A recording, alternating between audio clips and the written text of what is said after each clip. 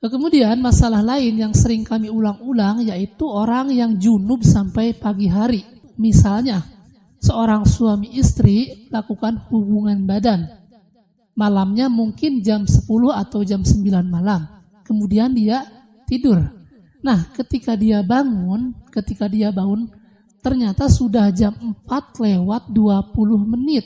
Sementara azan subuh jam 4 lewat 30 menit. Nah, jadi dia mempunyai waktu hanya 10 menit untuk makan sahur.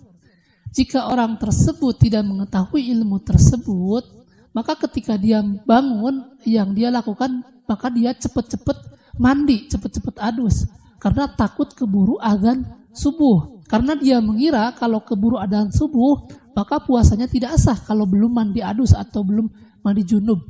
Sementara kalau orang yang sudah paham ilmu, ketika dia bangun kesiangan 10 menit lagi sebelum azan subuh, maka orang tersebut akan memanfaatkan waktu 10 menit tersebut mungkin untuk menghangatkan nasi, menghangatkan lauk pauk, menghangatkan daging dan lain sebagainya. Nah, jadi orang yang paham ilmu ketika dia bangun kesiangan belum adus atau belum mandi junub, maka yang dia utamakan bukan mandi tetapi dia memasak untuk suami dan anak-anaknya.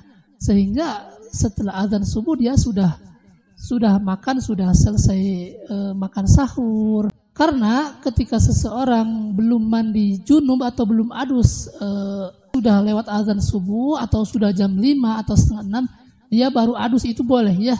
Dalilnya hadis yang diriwayatkan oleh Imam Al-Bukhari dan Imam Muslim, kata Aisyah radhiyallahu taala anha, anna Nabiyya sallallahu alaihi wasallam kana yusbihu junuban min jima'in. Sesungguhnya Nabi sallallahu alaihi wasallam pernah junub sampai pagi hari karena jima, karena melakukan hubungan dengan istrinya. Maksudnya beliau belum mandi sampai subuh. Ghairih tilamin, bukan karena mimpi. Tsumma yasumu fi Ramadan. Kemudian beliau terus melakukan puasa Ramadan ya.